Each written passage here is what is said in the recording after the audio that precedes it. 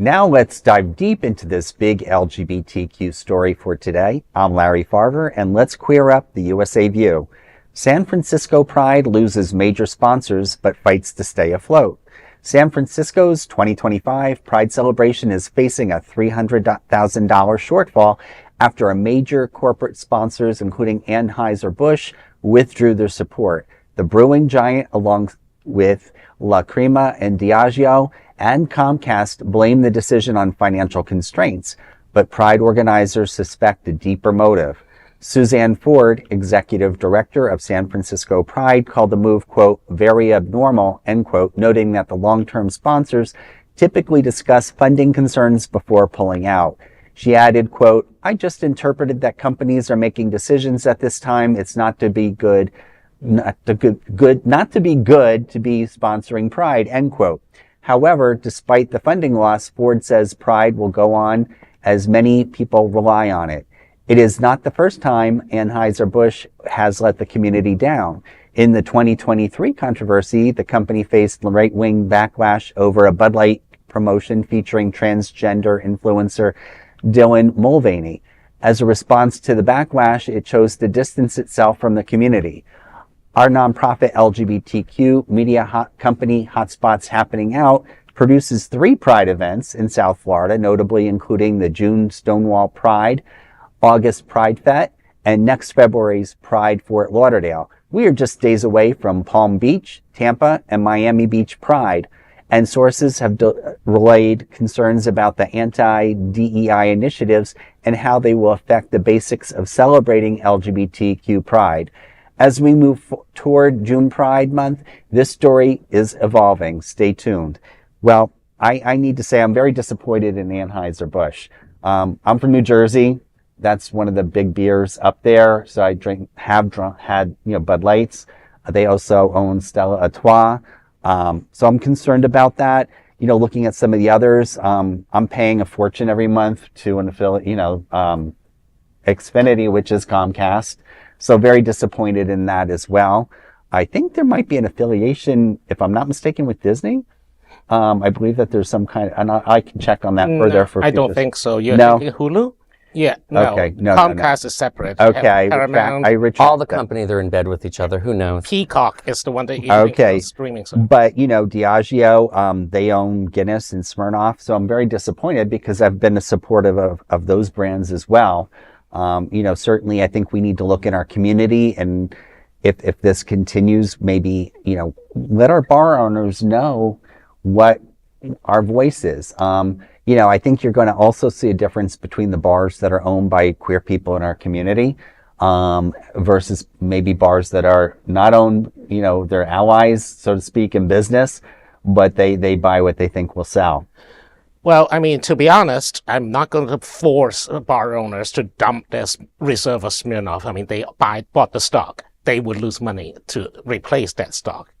And the bar margin is not very thick here in Wilton Manor, since we are used to cheap drinks and we're used to happy hour discounts all the way until like 9 p.m. But on the other, unfortunately, it's very disappointing. I think Comcast made the move because Comcast owns MSNBC and NBC, and NBC News have been critical of Trump, and he is already trying to use his power, his crony in the FCC to try to shut them down or revoke their broadcast license or something of that sort, which is going to end up a giant court fight that will last 10 years. But on the other hand, I'm very disappointed in Anheuser-Busch and Diageo because, let's face it, the queer community are big drinkers. We've supported some of these brands for ages. And Diageo is something that you cannot avoid because they gobbled up almost every other brand we know. They have Captain Morgan, you said the Guinness, Johnny Walker, who doesn't like, Scotch and Coke, or, whiskey. They have the Crown Royal. They basically cover all the drinks that an average gay bar needs. Well, now, I do want to say, though, when you were talking about the not wanting to pour the alcohol out, few people remember Harvey Milk's first thing in activism was starting a gay bar boycott on Coors Light, and they did dump the Coors Light in the sink. But you know, we're talking all about these specific companies, and, you know, what we think. And like, for me, as someone who's been warning about corporate sponsorship and Pride since literally I wrote about it in The Advocate in 2017, and hadn't been talking about it since. I don't view the companies as the problem. They are mindless institutions seeking profit at all cost, and they're not the issue. San Francisco Pride put themselves in a situation where they were dependent on corporations, and now their chickens have come home to roost, quite frankly. I mean, they're too, but this is, let me continue. You know, the thing that I really think that the big issue with these prides is they put in this idea of putting these big events on that need tons of money. The only way they can get that money is with corporations, but corporations are so fickle. You've created a very unstable organization that you're not going to be able to sustain unless you dramatically change Pride and make it go back to being a real activist movement, back to serving our community instead of serving these corporations. Oh no, I definitely they got what they deserved. Frankly. I agree, but change doesn't happen overnight, and most of the events probably are set now. And you're right. This has been a multi-year problem. Well, and I would like to add, I mean, I think we need to look very closely at the upcoming prides that were just mentioned, whether it's, you know, Palm Beach, Miami, our Pride event in Wilton Manors, and then future ones, and really take a close look at who the sponsors are and then look at the products being sold and see if there's a correlation or if there's a big disparity between what's being served and the sponsorship. Remember, smaller prides are not as corporate focused, partially because corporations don't want to invest in smaller prides. DC, Boston, New York City, San Francisco, LA, those are the big five that tend to be the most into corporate money. New York City Pride is so bad that corporations could pay to be the only company of that industry at the Pride event. In Pittsburgh, Philadelphia, Pennsylvania, a company could pay to be the sponsoring name of the Pride. So they once had a fracking company with the name of their Pride year. This is how Pride has been very out of control with corporate sponsorships, and now that it's no longer cool for a corporation to donate, they're all with their male appendage in the wind, quite frankly. Well, I'm sorry, go ahead, Bobby. Well, I mean, and also we have to bear in mind, all these DEI crackdowns. I mean, I'm not even sure if we were allowed to have Pride. I mean, we're going to talk about that. We're going to talk about it in the news piece that we're going to cover tonight. But we might be following, the footsteps of authoritarianism, and people are, any kind of distinct ethnicity or identity, any kind of identity-focused event will be snuffed out because, it's somehow like DEI or something. You say that, but then I look at everyone gets affected. As an Irish, Italian American, there's already two events that where my people would get upset. Queer people would get upset. Everyone has some background.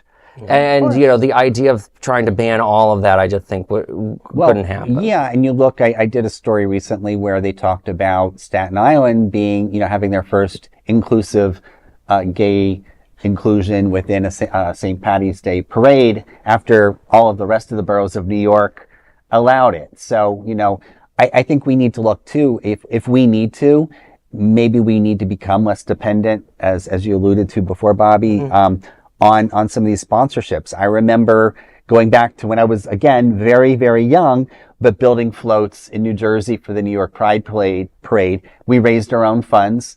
We built things, the parade floats, out of our own money.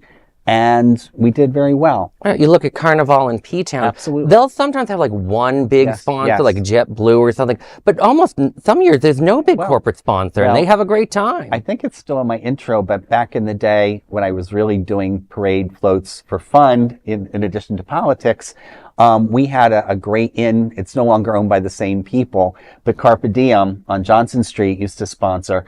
And we started out with a very low budget. We supplemented it, but we got money from them. And we were able to rent a Mack truck, have a driver, and we built our float. A lot of it was constructed in New Jersey, and we brought it up in our cars. So we can do things like that in other ways to, whether we're rallying, we're creating Pride events. We certainly have great gay, lesbian, and trans and ally sponsors like the pub in Wilton Manors.